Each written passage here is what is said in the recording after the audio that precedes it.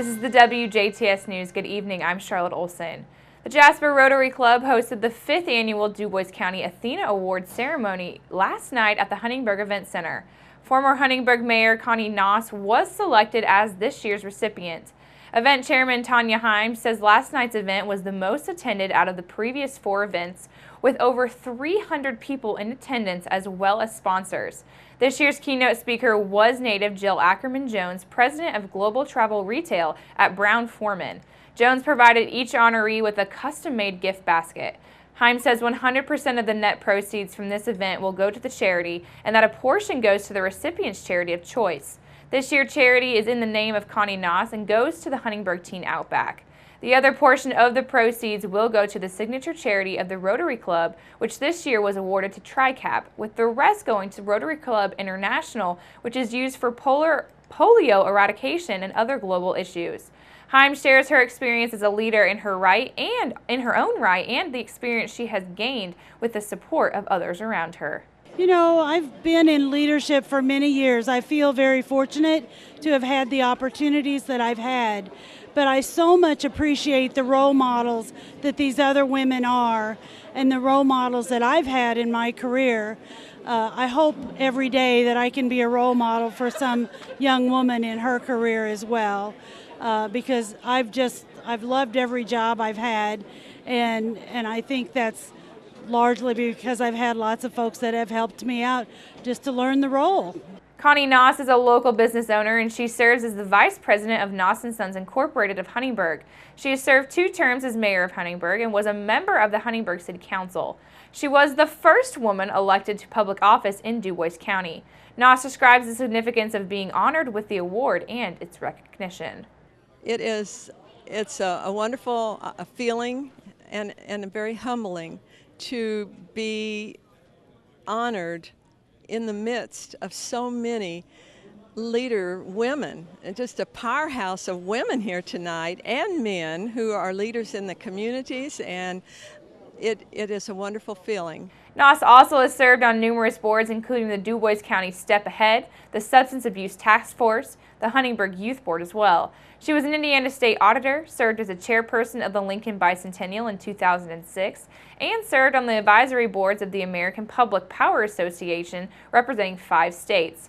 Noss elaborates on leadership with and provides advice to current and future generations of women and men alike who are striving to make a difference in their communities. What advice would I give? I would say that you need to be ready to work hard if you want to achieve in the field that you want. And it's not, I think things are not as easy as what you think they are when you're young. And you need to be prepared to work hard, to study hard, to be a good example. And what I said about character, you need to know that a child is watching you, a boy or a girl, but also when nobody is watching you, that is character. You have to remember that you need to be the right person at all times. Noss says she is passionate about supporting the Teen Outback program as it serves as a positive social outlet and encourages academic growth for youth in the community. She says by traveling throughout the state, she has observed various spaces for youth to gather at and says that the Teen Outback is one of the exemplary programs that holds a well-rounded presence in this community. The other honorees included Elaine Bramas, Brenda Beeler, Jessica DeLorenzo, Betty Jenkins, Becky Lewis, and Dr. Tracy Lorai. Past recipients of the Athena Award include Jane Chappell, Brenda Stallings, Kathy Treader, and Nancy Eckerly. German American, Kimball Electronics, and Memorial Hospital and Healthcare Center are the platinum sponsors of this year's Athena Awards event. Members of the general public are invited to look at plans proposed for the development of the Parklands in the public gathering set for next week at Jasper City Hall. The Parklands was the former Jasper Country Club golf course, and the city purchased almost 60 acres in April of 2013 after the club closed its doors in December of 2012. And it has been looking at how to best use the property after it's been purchased. The city's original idea was to develop the land as a collaborative community campus that could have a building utilized by the Parks Department, Arts Department, Library, and the schools. The Jasper Park Board is hosting a public meeting with the engineering and planning firms Hafer PSC and Rundell Erstenberger Associates at 5:30 p.m. next Wednesday, August the 24th in the council chambers at City Hall. Questions and comments from the public will be welcomed after the presentation. The Jasper Post of the Veterans of Foreign Wars that's seen its membership plunge in being sold after more than 7 decades. VFW Post 673, located along Newton Street, had nearly 1,200 members after World War II, but that's dwindled to about 430 and fewer servicemen join and older veterans pass away. Post member Paul Striegel says that the group's membership now has an average age of 70 and only 28 of the members served in World War II. Post Commander Dan Beck says that the decision to put the post up for sale was very difficult, but the group needs to find a smaller location. The post on Jasper's north side has been a fixture for more than 70 years. The Sisters of St. Benedict of Ferdinand have officially accepted Roxanne Higgins into the postlicency, which is the first stage of incorporation into the religious community. The 33-year-old native of Kingston, Jamaica, has a Bachelor of Science degree with honors in chemistry and a Master of Philosophy degree in chemistry.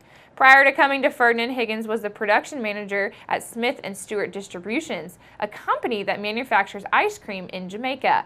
Higgins is now taking classes in literature and hours in Catholicism. She will be working in the bakery and also assisting with various services around the monastery. Founded in 1867, the Sisters of St. Benedict of Ferdinand currently has 144 members and serves in the areas of education, parish work, healthcare, retreat, and spirituality work, social services, counseling, and mission work, both in Indiana, Kentucky, and Peru. Precious Blood Catholic Church's annual picnic will take place from 10 a.m. until 5 p.m. this coming Sunday, August the 21st. The public is, of course, invited to attend, and family-style meals will be served in an air-conditioned cafeteria from 10 a.m. until 3 p.m. These meals include fried chicken, roast beef, chicken and dumplings, dressing, mashed potatoes, green beans, slaw, tomatoes, cake, and a drink. To-go meals and outside meals will be served with fried chicken, dressing, green beans, slaw, and cake. Hamburgers, cheeseburgers, turkey tenders, curly fries, soup by the bowl, and drinks, among many other things, will be available at the refreshment stand. Games for children include a duck pond, a fish pond, a ring toss, a dice game, putt-putt, softball pitch clowns, and more. Handmade quilts will, of course, be raffled alongside bingo, a basket raffle, a silent auction, grand raffle, and special quilt raffles are available in the air-conditioned gym. Homemade soup is also available by the bowl or gallon, and once again, the annual Precious Blood Catholic Church picnic will take place from 10 a.m. until 5 p.m. this coming Sunday, August the 21st, and of course, everyone is invited to attend. Make sure to keep it right here, because up next, we'll take a look at your weather summary.